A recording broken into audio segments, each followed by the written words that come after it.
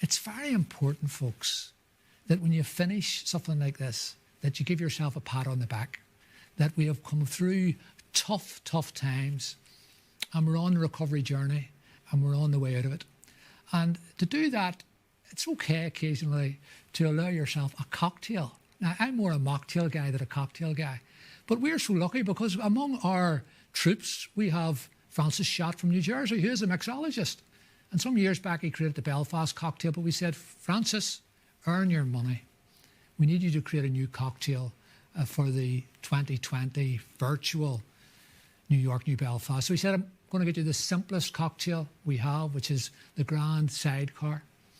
And I said, Francis, you know, I wouldn't really be very good explaining to people how to make a cocktail, since I've never made one. So he said, leave it with me. I'm going to put together a video to explain to you how you create a marvellous Grand Sidecar. So over to Francis Schott. Hi, I'm Francis Schott, and I'm speaking to you from the bar of one of my restaurants, Catherine Lombardi in New Brunswick, New Jersey. I also have Stage Let Steak with my partners here in New Brunswick.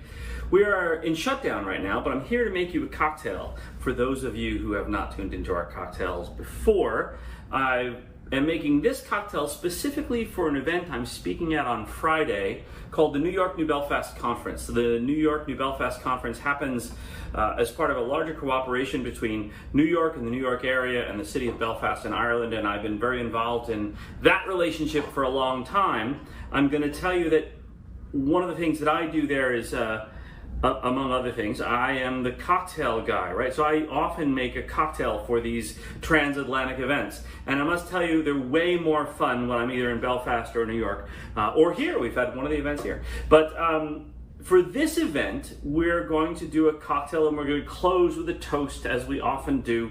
And everyone's going to be making this cocktail in their home or their office or wherever they are. So I was charged with coming up with finding a very simple cocktail. And I have found what I think is the simplest cocktail I have ever come across. And I'm going to share it with you and show you how to make it right now. And so whether you're coming to this conference or not, you should look it up. It was invented by a guy named Simon Difford in 2005. Simon is a drinks writer from London, whom I met on several occasions. He's a fantastic guy, and I'll put him in the links here, and you can check him out. He's got a great cocktail app and some great publications that you should really look into. And I wanted to use a drink that was out of the Moet Hennessy USA portfolio, because our friend Jim Clerkin is a favorite son of Ireland who heads up Moet Hennessy here in the United States, and is always a big supporter of all these this transatlantic cooperation. So I looked to the sidecar, and I thought, well, what more simple than a sidecar, which is cognac. I would use Hennessy VS or Hennessy VSOP even, Cointreau, lemon juice, classic drink, and served in the glass with a sugared rim, beautiful simple drink. But as I look into it, I found the version that Simon had come up with in 2005 when he realized that Grand Marnier, what is Grand Marnier? Well, it is an orange liqueur, much like Curacao, and mixed with a brandy, with an aged brandy. So it's basically a sidecar, a very high-end sidecar in a bottle. And so what he came up with was the idea of basically a one-ingredient cocktail, or at least a one-liquor cocktail. And it's 2 ounces of Grand Marnier, 1 ounce of lemon juice, you shake it up, double strain it, and you're done. And I thought, well, that's too good to be true, until I made it. So here, I'm going to show you. It almost doesn't bear a video. I could just write it in text, and it's hard to get it wrong. So here we have the Grand Marnier. I'm going to take my glass. First of all, I use a nice little cocktail glass like this.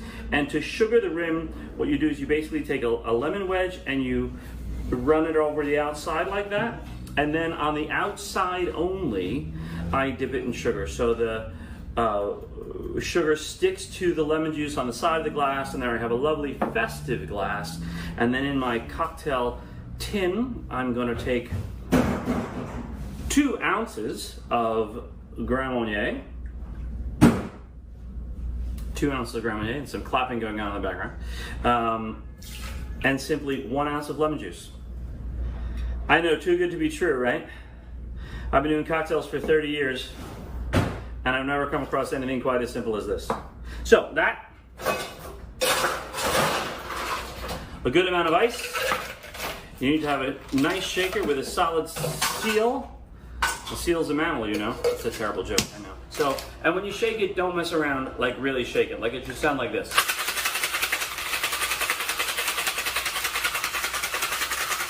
See how the outside of the tin is frosting up?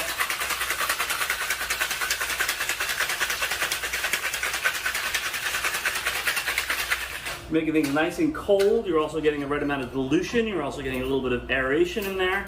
And then if you want to be fancy, now you don't have to do this, of course. If you want to be fancy, you can double strain it. So here I have my Hawthorne strainer, which is a regular cocktail strainer.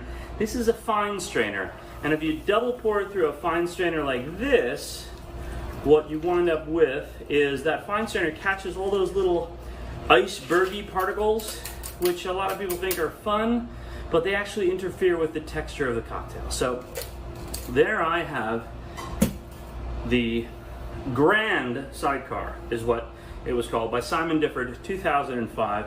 You can use that as a garnish. I don't care for a garnish in this particular drink, but you can also use the Sidecar garnish. Classic garnish would be an orange twist. I think it's a fantastic cocktail. It's got a lovely texture. It's a one ingredient cocktail. It's the most simple thing you can make. You probably have it in your house, and I suggest you try it. So, to the great relationship between Ireland and the United States, and specifically New York and Belfast, and I hope you celebrate this at home. Stunning. Just stunning. Cheers. Sláinte.